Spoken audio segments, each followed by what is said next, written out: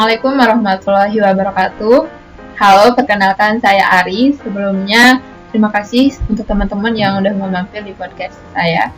Dan di podcast kali ini kita akan ngebahas tentang bahasa daerah ya, yang kian hari makin luntur di kalangan masyarakat, apalagi di kalangan anak-anak muda zaman now gitu.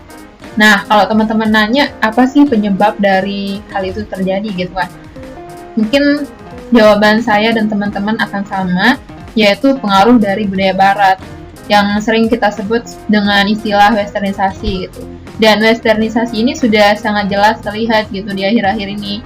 Dan pola kehidupan masyarakat kita sekarang ini semakin hari semakin hanyut gitu dalam pola modernis yang berkiblat kepada sistem budaya barat gitu, atau westernisasi yang dianggap sebagai kebudayaan yang modern, sebagai alternatif budaya masa kini. Dan ini yang terjadi di kalangan remaja yang saat ini gitu, dimana mereka begitu rapuh menerima hal-hal asing masuk ke dalam dirinya dan menjadi kebudayaan mereka. Tapi yang perlu kita ketahui adalah pengaruh budaya ini memang tidak dapat dihindari di zaman yang semakin canggih ini gitu. Proses interaksi antara bangsa-bangsa di dunia melalui pertukaran pelajar atau mahasiswa, kunjungan wisatawan, dan program lainnya semakin meningkat hari demi hari. Tetapi yang paling kuat pengaruhnya adalah media sosial ya, karena dengan media sosial suatu informasi akan sangat cepat ditangkap oleh masyarakat, seperti yang saya katakan sebelumnya, apalagi konten-konten yang berbau western seperti film, vlog, terus lagu-lagu barat apalagi gitu. Nah, perkembangan teknologi informasi ini sangat pesat, sedangkan proteksi untuk menghadapi arus pengaruh budaya ini sangat lemah di masyarakat. Kondisi seperti ini sesuai sebagaimana yang dikatakan oleh Penjara Ningrat ya, bahwa proses sosial yang timbul bila suatu kelompok manusia dengan suatu budaya bertemu dengan unsur-unsur kebudayaan asing sedemikian rupa sehingga unsur-unsur dari kebudayaan itu lambat laun diterima dan diolah ke dalam masyarakat itu sendiri gitu. Hal itu terjadi tanpa disadari dan secara perlahan-lahan merubah tatanan nilai dan moral yang berlaku di tempat asal tersebut.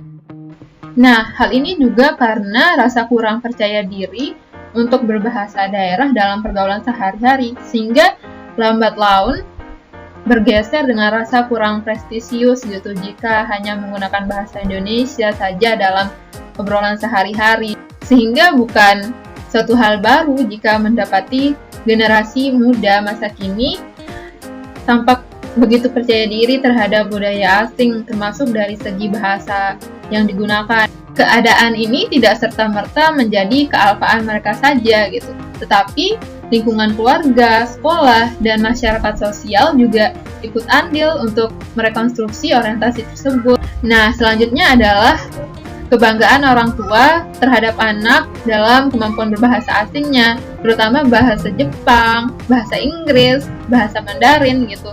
Sehingga tidak jarang kita melihat para orang tua berlomba-lomba memasukkan anaknya ke bimbingan belajar bahasa Inggris, bahasa Mandarin, maupun bahasa yang lain. Bahkan ironisnya, tidak sedikit para orang tua yang justru kini membiasakan anak-anaknya menggunakan bahasa asing dalam percakapan sehari-hari mereka gitu. Nah, ini kan berbanding terbalik dengan program pemerintah untuk melestarikan bahasa daerah yang ada. Di beberapa sekolah, bahasa asing menjadi pelajaran yang diprioritaskan. Nah, hal ini berbanding terbalik gitu dengan bahasa daerah yang diapriorikan. Lalu pertanyaan selanjutnya adalah gimana sih cara supaya bahasa daerah itu sendiri tetap eksis di era modernisasi ini? Nah, dari Kementerian Pendidikan dan Kebudayaan Indonesia sendiri memiliki cara untuk mencegah kepunahan bahasa daerah ini. Yang pertama, menerbitkan bacaan atau majalah dengan bahasa daerah setempat. Tetapi masih sangat kurang gitu implementasinya yang kita lihat. Terus yang kedua, menggunakan bahasa daerah pada saat di rumah. Ini sangat penting sih, karena ini adalah awal dari segala awal gitu. Yang ketiga, menyelenggarakan acara-acara yang dapat melestarikan bahasa daerah seperti karya tulis, drama, puisi, dan lainnya. Tapi ini juga jarang banget, apalagi di provinsi saya sendiri ya, di NTB. Terus yang keempat, bahasa daerah menjadi bagian dari muatan lokal di sekolah. Yang kelima, orang tua mengajarkan bahasa daerah kepada anak-anaknya untuk berkomunikasi keseharian. Nah, selain beberapa cara itu, pemerintah Indonesia juga mengeluarkan 5 program utama perlindungan bahasa dan sastra agar bahasa daerah tetap lestari.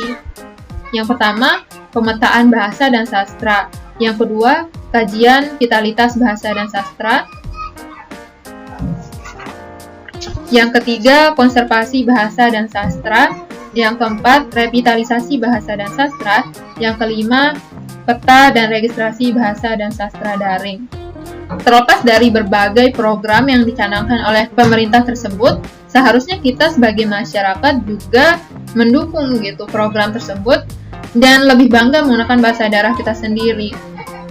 Juga seharusnya sekolah-sekolah tidak melarang siswa-siswanya untuk menggunakan bahasa daerah di lingkungan sekolah, karena itu merupakan langkah awal untuk kita lebih bangga dan percaya diri menggunakan bahasa daerah kita gitu. Oke, itu aja podcast kita kali ini tentang bahasa daerah ya. Semoga dengan pembicaraan kita kali ini kita bisa lebih bangga menggunakan bahasa daerah kita sendiri gitu.